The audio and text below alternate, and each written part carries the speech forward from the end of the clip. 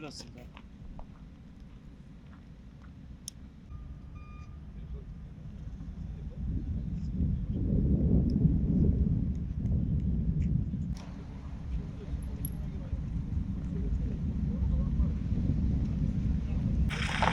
Çektirin birkaç tane araç buradan.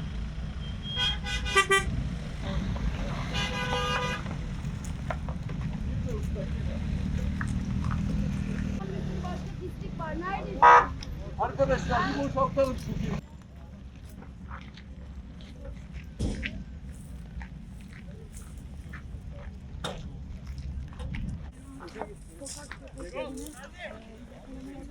Aynı zamanda havadan drone görüntüleriyle sokak köpeklerinin yerlerini tespit edip sokak köpeklerini yakaladılar. Şu anda burada yine 5-6 daha olduğu söyleniyor. Kapıyı çek. Kim var orada? Ahmet abi geliyor.